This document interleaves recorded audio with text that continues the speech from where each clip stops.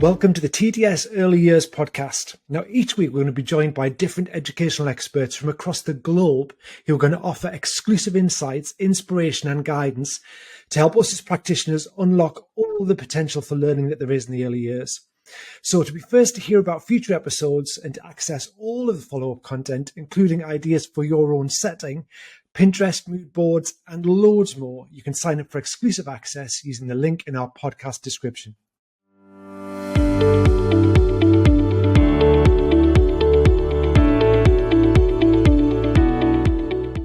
Today, I am delighted to introduce Cheryl Hadland, founder and managing director of Tops Day Nursery, Aspire training team, and the registered charity Gecko. Hello, Cheryl. Hi, Alistair. Nice to see you. Lovely to have you with us this afternoon. Thank you.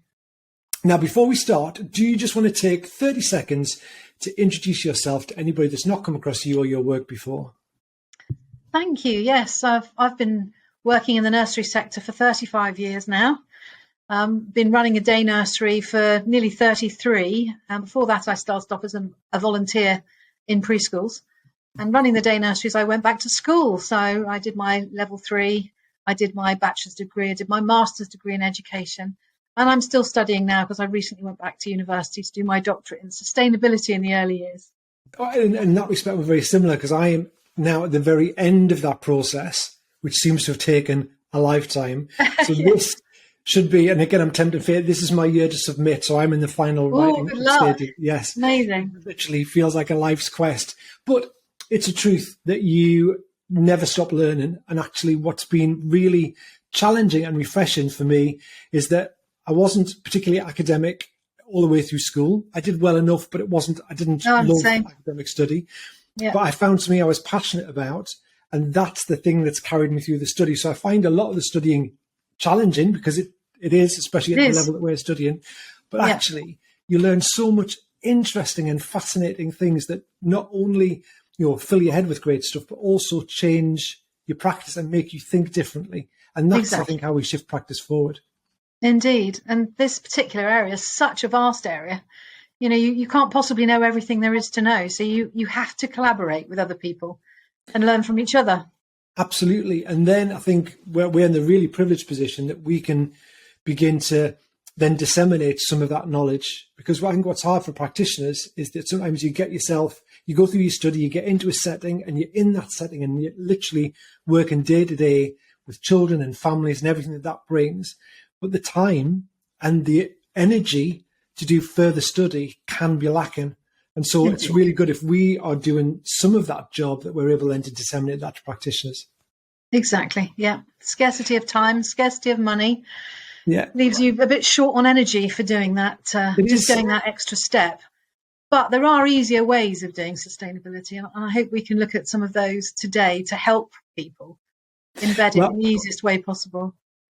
So during today's episode, we're going to discuss the importance of encouraging recycling and reusing in the early years.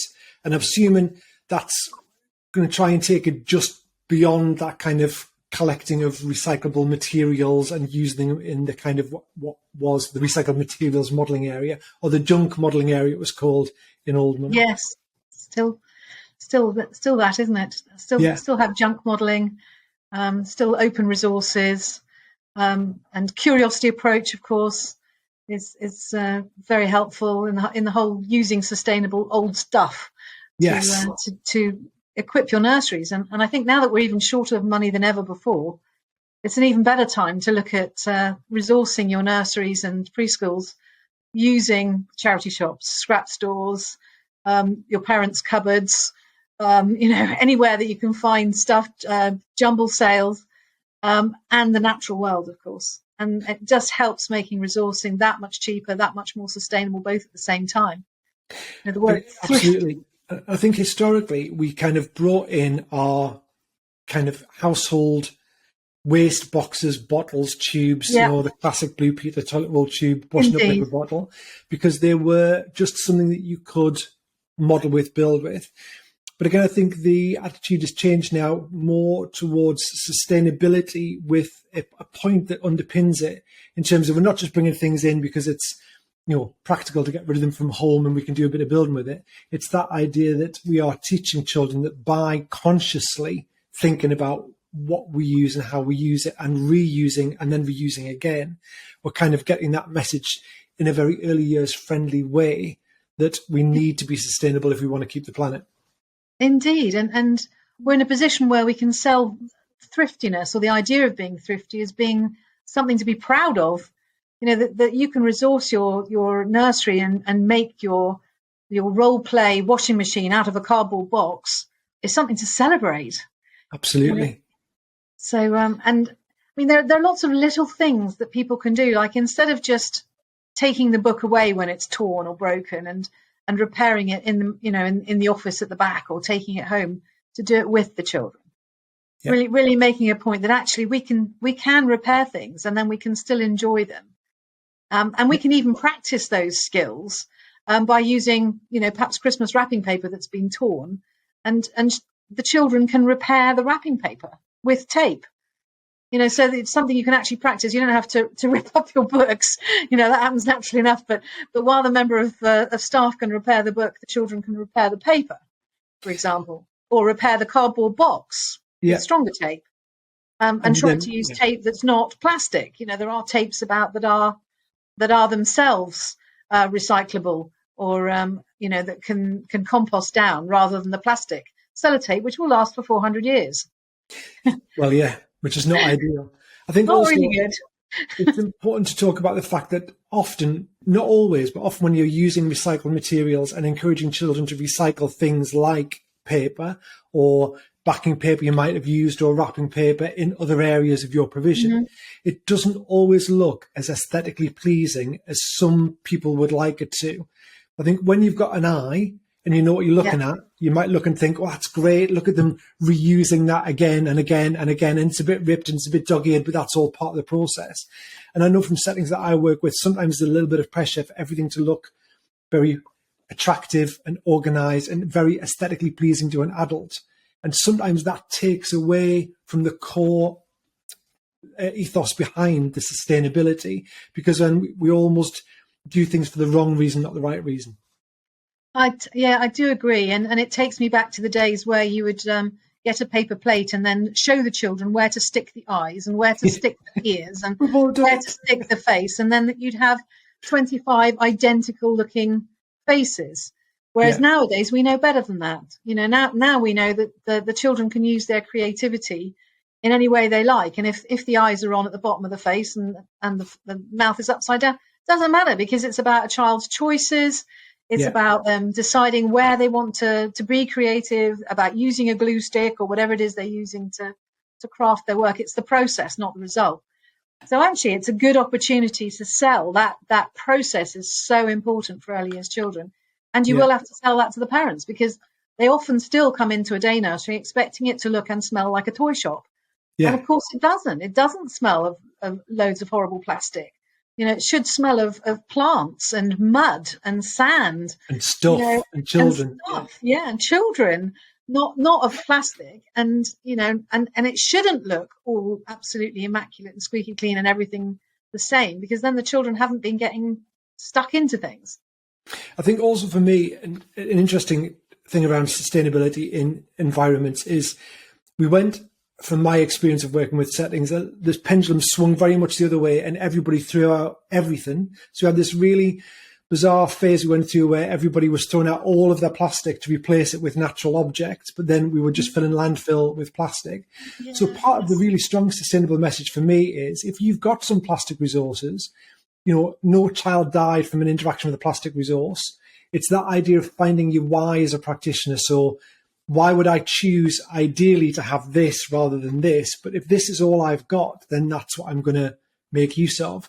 And you do find some children, because of their home experience or their own personal interests, can be very animated and engaged by more manufactured resources, and they struggle with interpreting more natural resources because they haven't had the practice, the scaffolding, the opportunities, the interaction.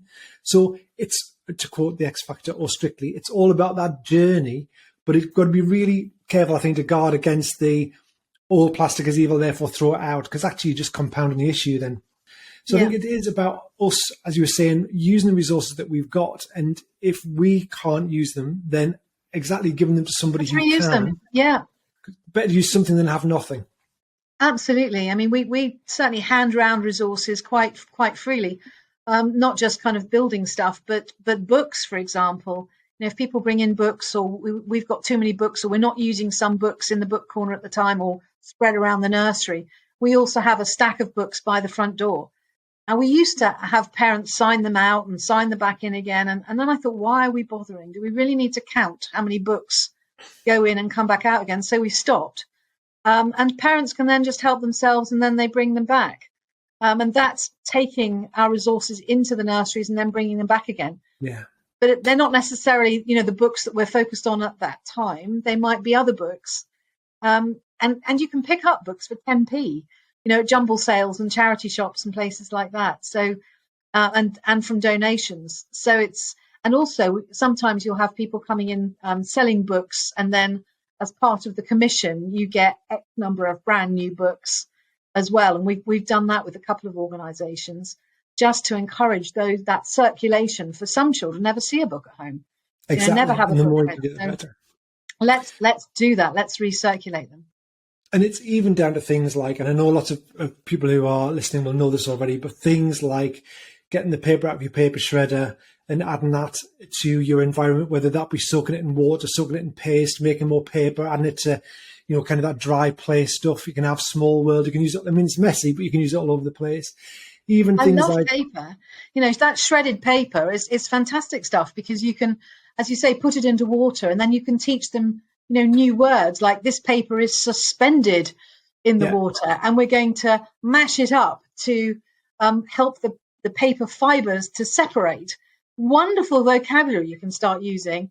And in the process, you can actually then use a blender, blend it up, and actually make new paper from the scrap paper that's been shredded up. Nursery Island recently had a big pestle and mortar, and they had their old leftover coloured chalks, and the children were grinding them down and making paint out of so they're grinding down, adding water. Again, it was a brilliant use of ends of chalk. I mean, I did it with my boys when they were little. I did it when I was teaching. But when you get your ends of wax crayons and you put them into your bake in the oven and bake them, and then you make new crayons out of them. So there are lots of things we can do with the resources that we've got, that when we get to the ends of. Felt tip pens, classic.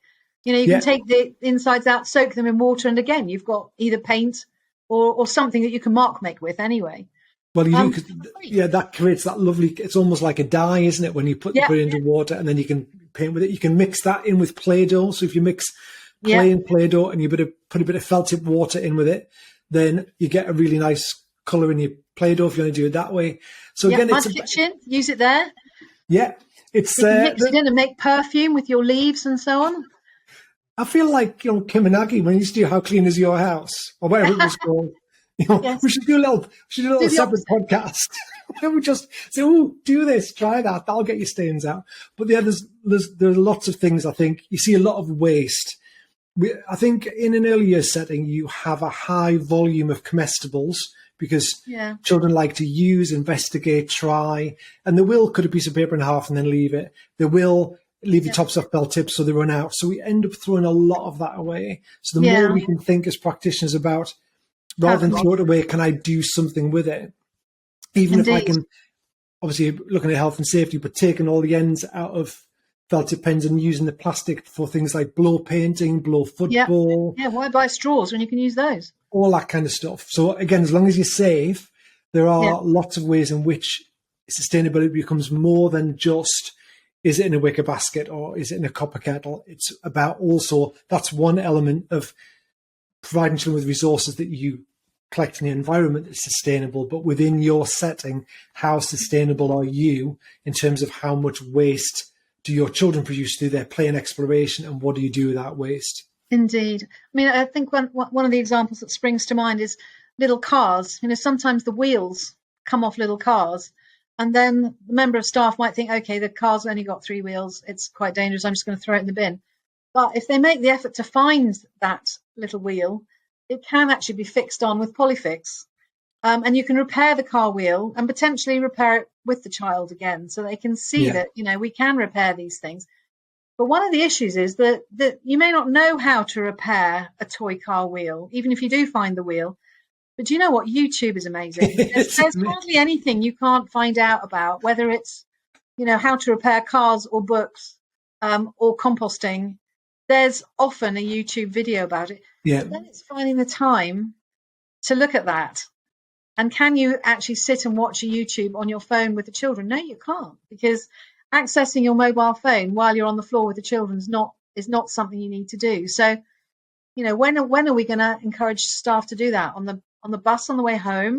I think also it's about a commitment to sustainability as a team, and as part of that commitment has to be doing that audit of how sustainable are we. And if you think, well, we do throw a lot of felt tips out, or we do throw out the cars when they're broken, then part of that is trying to give dedicated staff meeting time or professional development time to saying, okay, let's look at our issue of the felt tips or the chalk or the cars. Can we do something else with it? And actually the researching around that, if done together, can be quite good fun. Yeah, and helpful at home too. Time needs to be dedicated. Indeed. Yeah, it's quite a challenge. And I find one of the things I have a major challenge with is when tablets that we're using for maybe child development or taking photos within the rooms and computers, sometimes they're not even broken, but you can't use the virus software because the update's not there, and it's now, because the machine's 5 years old, it's not safe.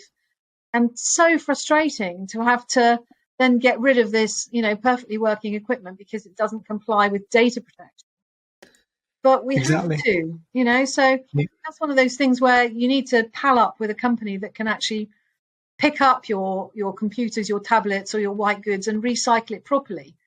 And building that relationship with an organisation that can do that is important. And it's not so easy to do on the floor. You really need to, it's an office job, isn't it, to make contact with somebody that can do the recycling properly, or maybe send it to someone in Africa who hasn't got any computers, and do that effectively rather than it just being lobbed in your bin, which it really shouldn't be. Or put in your stock cupboard where it stays for the next 5 years.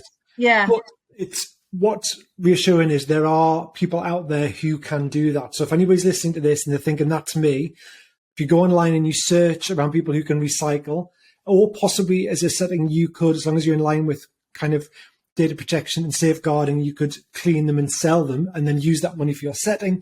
Those things are out there. And actually, on that note, Cheryl, that brings us to the end of our first episode, which has just whizzed by in no time at all. So thank you very much for your excellent insight and ideas, especially some of the tips and hints about what we can do with the resources in our setting. And if you're listening, don't forget to tune into the next episode, where we're going to be talking about planting and eating in the early years.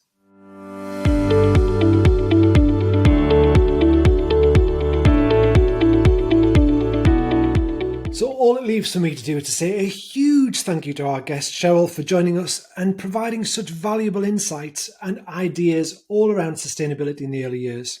So you've been listening to the TTS Talking Early Years podcast with me, Alistair Bryce-Clegg, and with Cheryl Hadland. If you've been inspired by our conversation today, then don't forget you can sign up via the link in our episode notes, and then you'll be the first to hear about future episodes. But also, doing that, you can access some exclusive follow-up content, and that includes things like ideas for your setting, Pinterest boards that will help you to shop for resources that are all linked to sustainability and sustainable practices within the early years.